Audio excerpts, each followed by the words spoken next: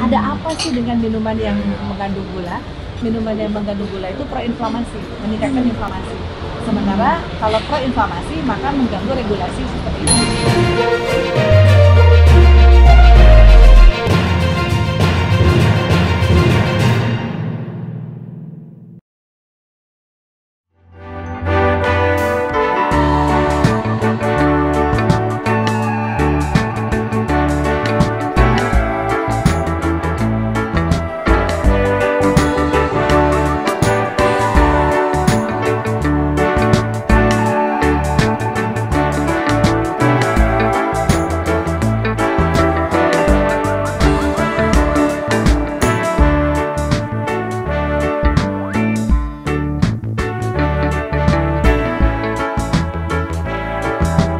Harus dulu kayak gula enggak ya? Alami ya? Enggak, saya buka satu ya. Iya. Ya biar kelihatan. Tuh. Kalau dia gula, maka dia akan cepel. Iya. Tapi dia memang daun. Jadi begitu Daun-daun aja? daun. Cobain ya Mas, manis kok. Nggak apa-apa diminum. Manis kan? Ada rasa lecinya ada, cobain. Ini yang mana ini? Ini yang leci. Oh, ini leci. Baunya bau apa? Oh iya, banyak. Ini leci ini. Baunya bau sana. Lagi apa? Iya. Nggak biasa. Nggak, tapi campuran daun-daun yang lain ya? berarti Ya, gimana ada sih? campurannya. Dan ini antioksidan tinggi, antiinflamasi tinggi. Untuk kondisi COVID sekarang ini bisa untuk meningkatkan daya tahan tubuh. Kayak sweet tea-nya apa? Yang Belanda itu apa? Wisbeck. Iya. Iya. Ya, Wisbeck ya? Iya, Wisbeck. Ya, Wisbeck. Kayak Tapi ini Wisbeck tuh yang produk Belanda itu. Indonesia. Oh iya, sweet tea. Ayo kalau mau dipakai di gedung MPR, Iya, seneng iya. banget. Iya. Satu boxnya berapa? Satu boxnya ini 68.000, Berapa isinya? 20. 20, berarti satunya berapa? Kalau beli banyak lo bisa diskon.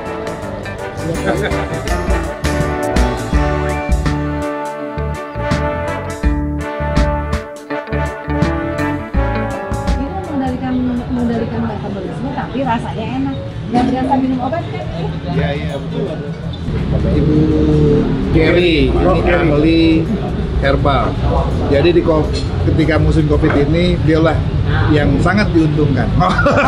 Produksi herbal. Ini teh produksi beliau nih. Ini teh ini. Teh dia namanya. Apa? Teh Teh dia. dia. Ini nggak pakai gula, tapi udah manis. Gimana herbal produksinya? Ini meningkat ya sejak COVID ini? Iya, sebetulnya Pak, kalau mau melakukan program pemulihan ekonomi dalam kondisi COVID, adalah kita menggunakan produk dalam negeri, diantaranya yang paling berpotensi yaitu penggunaan herbal untuk pengendalian COVID. Sehingga di konsorsium riset Kemenristek ini beberapa herbal dilakukan uji klinik. Salah satunya adalah Uji klinik ini udah? ini uji klinik tapi bukan di Kemenristek, di Unpad sendiri. Ya. Kalau yang di Kemenristek itu kita sedang uji kliniknya salah satunya kina dan beberapa herbal immunomodulator. Oh, kina itu masuk herbal ya? Iya, bahan bakunya ada di Indonesia. Jadi kalau kita menggunakan bahan baku di Indonesia, insya Allah pandeminya semoga terkendali dan juga pemulihan ekonominya teraktivasi. Iya, kenapa kita terlambat ya? Kemarin begitu COVID melanda, justru kita datangin herbal dari China, banyak sekali jumlahnya. Ya. Kenapa kita terlambat? Ya mungkin karena terus terang aja kalau kita mau uji klinik itu biayanya tinggi. Kemudian juga prosesnya juga rada lumayan gitu. Tapi insya Allah sih kita sekarang ongoing semua Pak. Ada banyak percepatan dilakukan, banyak bantuan juga dari BPOM, dari Medical Clearance, dari Litbangkes juga di banyak. Itu kalau kita kena dibantu. COVID, minum herbal itu berapa lama percepatan sebetulnya kan biasa normal 14 kalau, hari. Ya, kalau ini nih udah ada beberapa yang menggunakan ini. Tapi ini memang uji kliniknya belum yang tercertified BPOM. Kita uji kliniknya masih menggunakan protokol uji klinik, uji coba di isolasi mandiri di BPSDM Jawa Barat. Hasilnya mereka yang konversi dari positif ke negatif dan pulang sehat, persentasenya paling banyak yang pakai. Jadi intinya mempercepat lah, Kalau yang dari Kina itu udah produksi belum? Kina kan udah diproduksi oleh Kimia Farma. Jadi kalau yang kina itu kita pakai prinsipnya repurposing. Jadi itu obat malaria digunakan sebagai obat COVID. Tapi yang penting juga Pak dalam kondisi saat ini mungkin selain dari penemuan obat adalah bagaimana pemerintah itu memegang backbone untuk pengendalian pandemik dengan tes, trace, and isolation. Apa tuh maksudnya? Jadi maksudnya gini, tes yang ada di Indonesia ini harus masif. Karena kita termasuk adalah negara yang paling rendah untuk tes masifnya dengan Kalau tesnya kasus masif, jumlah yang positif pasti lebih meningkat. Ya nggak apa-apa Pak. Sekarang ada paling tinggi. Udah paling Ini tinggi. belum masif ya. Iya, tapi intinya gini Pak, paling penting adalah kita mempertemukan, mencari orang yang positif sebanyak mungkin. Dan kemudian orang yang positif itu diisolasi. Karena apa? Kalau yang positif itu nggak ketemu, dia nggak diisolasi, dia jalan-jalan, virusnya nggak selesai gitu. Nah, salah satunya kami dari Unpad, dari Farmasi Unpad, kami itu mengembangkan aplikasi, kemarin sudah komunikasi dengan BNPB, namanya INA-TTI atau Indonesia Test, Trace, and Isolation. Jadi kita kembangkan juga dengan teman-teman dari Injaga, dari Institut Pembangunan Jawa Barat. Nah, itu kenapa perlu dikembangkan? Karena begitu dia katakanlah dites positif, maka dia itu akan kita bagi. Kalau dia ada gejala, ada komorbid, silakan ke rumah sakit. Tapi kalau tanpa gejala, bisa isolasi mandiri supaya fasilitas kesehatan tidak terlalu terbebani. Tapi pada saat dia isolasi mandiri, kita ada aplikasi untuk ditemani dia isolasi. Harus isolasi mandiri itu harus seperti apa, ngapain, dan juga bagaimana cara memproteksi terhadap keluarga. Sementara kalau yang negatif ini bisa sangat bermanfaat untuk nanti pengelolaan vaksin. Jadi misalkan kalau negatif ini mau divaksin, kita punya data. Jadi dari daerah tersebut berapa banyak yang negatif, kirimlah vaksin ke sana, kurang lebih gitu Pak. Jadi jumlahnya ada targeted Enggak, gitu. artinya kalau yang sudah kena COVID itu nggak perlu divaksin. Enggak juga sih Pak. Harus divaksin. Karena kadang-kadang yang sudah kena COVID itu bisa aja terjadi lagi reinfeksi gitu. Jadi tetap aja, tapi intinya adalah orang yang divaksinasi itu adalah orang yang sehat. Jadi sebetulnya walaupun sekarang nanti mungkin pada saat vaksin itu tidak perlu ada swab dulu menyatakan dia negatif, tetapi akan lebih baik kalau divaksinnya itu kepada orang yang betul-betul sehat, negatif, tidak terkena COVID, sehingga imunitasnya betul-betul terlihat dari Terus ini sebagai ahli herbal, gimana caranya supaya kita nggak kena COVID? Pertama nih ya, supaya nggak kena COVID ya tentu saja 3M ya, sesuai dengan yang kita ketahui bersama.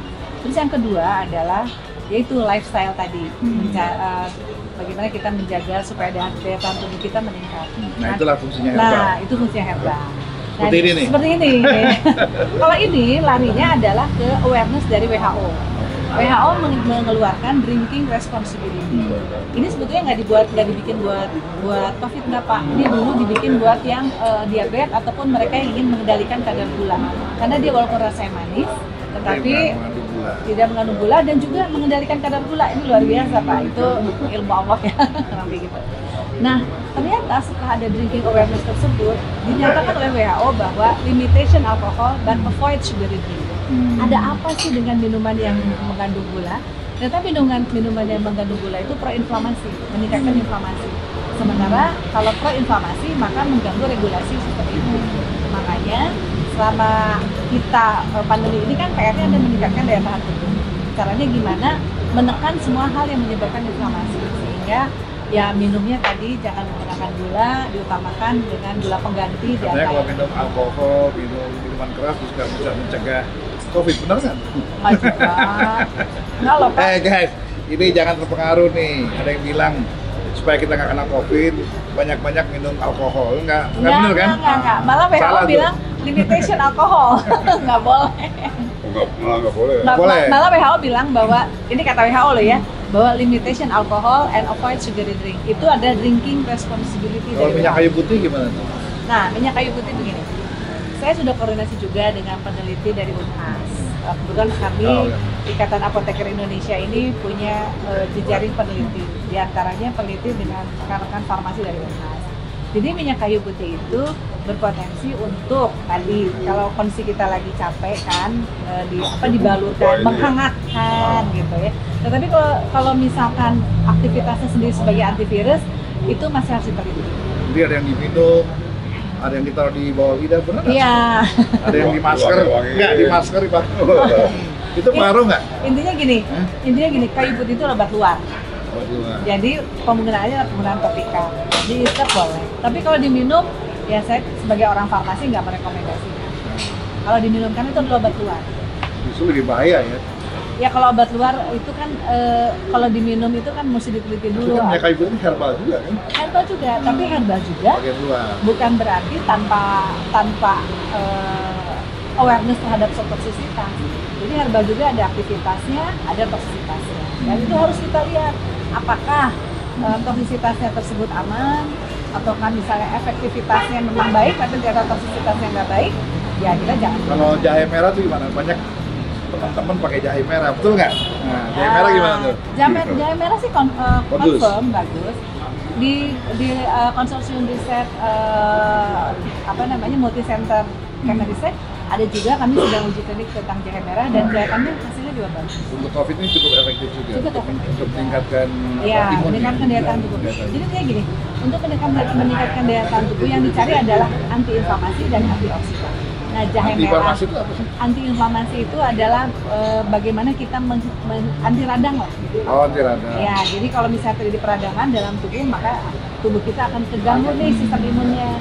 Nah, sementara kan dalam kondisi COVID kayak gini, PR kita kan memperkuat sistem imun, sehingga yang sifat-sifatnya memicu terhadap peradangan itu harus kita hindari. Jadi minumnya agak Apa namanya? Kegembiraan, pikiran. Iya, itu Kesenangan juga mempengaruhi. mempengaruhi. Jadi Kalau yang baru kena PHK, rentan.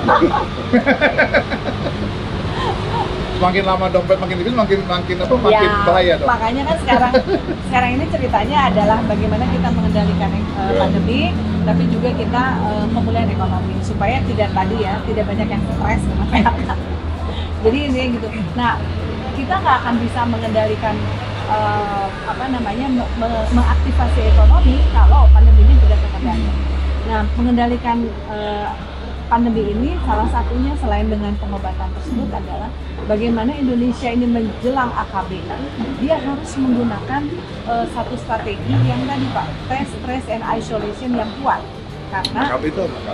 AKB itu adaptasi kebiasaan atau new normal. New normal. Nah, kenapa? Karena WHO menyatakan bahwa negara strategi untuk pengendalian pandemi itu adalah dengan cara bagaimana kita menjadikan test, trace, dan isolation itu sebagai backbone. Nah, oleh karena itu kami pun akhirnya mencari satu cara mendekatkan cara tes dan trace tersebut, yaitu dengan mobile PCR. Tapi mobile PCR-nya seperti apa? PCR itu kan adalah cara kita untuk untuk mengukur dari tes swab tersebut, apakah memeriksa tes swab tersebut apakah positif atau negatif. Kalau misalkan banyak masyarakat Indonesia sebanyak ini disuruh ngumpul di satu tempat, terjadi kerumunan. Akhirnya metode untuk pemeriksaan ini kita dekatkan, jadi si labnya dikasih roda, didekatkan mobile. Tapi si lab yang dikasih roda ini jangan lupa dia harus terstandar, dia harus BSL 2 atau katakanlah biosafety levelnya 2. Sehingga itu satu kali swab itu berapa biayanya? Nah, satu kali swab itu Pak saat ini kan sekitar 1, sekian lah ya. Nah, 1, ya mahal juga karena reagennya. Tapi kalau misalnya kita mencari cara untuk yang efektif efisien seperti yang tadi, yang menggunakan PCR yang menggunakan yang mobile tadi, saya pikir itu akan lebih targeted dan biayanya juga lebih efisien. Karena apa Pak? Kalau dia misalnya tes diikuti dengan fungsi tracing, maka dia akan lebih targeted. Contoh Pak, kalau sekarang kita tes massal di katakanlah di mall misalnya 100 kejaring 2, nanti di pasar misalnya 100 kejaring 3, dari 200 itu hanya kejaring 5. Tetapi kalau ditambah dengan fungsi tracing, dari 2 ini kita ikutin dia pernah ketemu siapa aja, sehingga kalau usah 100 yang kedua, tapi mungkin hanya berapa kita akan ketahuan sebanyak mungkin dapat positif. Jadi masalahnya gini, kalau sekarang sebanyak mungkin kita dapat positif tapi tidak diikuti dengan isolasi, itu juga masalah. Nah, oleh karena itu, aplikasi yang kita kembangkan ini fungsinya adalah sebanyak mungkin mendapatkan positif dengan tracing. Nah, yang isolasi tersebut kita dampingi. Jadi cara yang paling murah untuk kita terhindar dari COVID selain 3M tadi, herbal apa sih yang dianjurkan untuk masyarakat? Nah, Yang murah loh. yang murah ya. Yang murah adalah nggak Kalau ini mesti- kan mahal, yang murah. yang nggak mesti jadi. Ini juga murah Ya, Pak, ya, kalau ya, dibeli. ya. Jadi kalau mau mencari yang murah itu Pak, nggak mesti cari herbal khusus. Makanan di rumah Apa itu? kayak kangkung, bayam. Oh, sayuran ya? Sayur-sayuran yang tanpa mengandung tepung itu juga antioksidannya tinggi, antiinflamasinya tinggi. Kemudian tomat, jeruk itu banyak. Jadi sebetulnya makan saja yang ada di rumah, olah dengan manual, kembali ke dulu gitu. Dulu zaman orang tua kita kan nggak ada cerita GoFood, nggak ada cerita apa gitu ya. Jadi kan kita bisa masak sendiri di rumah dengan rempah-rempah sendiri yang bukan rempah instan. Itu juga Rempah-rempah juga tuh masuk herbal ya, masuk iya, bisa mencegah ya. iya Pak. Jadi kayak jahe, kunyit, kemudian juga lengkuas, itu semua punya efek untuk meningkatkan daya tahan tubuh. Jadi sebetulnya kalau pengen murah, makan sehat aja. Dan ada yang bilang rendang Padang itu juga efektif buat COVID. Orang Padang ada banyak darah yang kena karena makanan pedas-pedas itu masih. Karena rempahnya mungkin. Ya, mungkin, Bisa jadi ya. mungkin bisa jadi karena itu rempahnya dan memang kalau cabai itu vitamin C-nya tinggi. Oh. Tapi kalau yang nggak kuat pedas ya diare Iya, juga iya. Mas. Oke, banyak-banyak makan cabai ya. Jadi makan nasi Padang. Oke, terima kasih Obatin. Terima kasih. atas masukan-masukannya. Ini supaya kita dapat gambaran semua bahwa ternyata untuk sehat itu tidak harus mahal. Murah, ini ya ikut murah. Ini murah nih kalau 68.000 Ya. satu paket. Kalau beli banyak bisa 50.000. Subsidi dari Mas Bambang. Kemudian yang kedua, makan makanan rumah yang sehat, kangkung, apa lagi? Sayur-mayur lah pokoknya ya. ada wortel, tomat, dan apapun. murah. Dan jahe, kalau punya jahe di rumah. Jahe, kenapa harus jahe merah? Kan jahe yang lain Ya, putih jahe yang juga. lain tuh bisa. Jahe apa aja ya? Jahe Yang apa penting aja. jahe. Ada rasa pedasnya. Baik guys, salam sehat. Baik. Ini lebih dahulu. Iya. Enak nggak? Enak. Enak.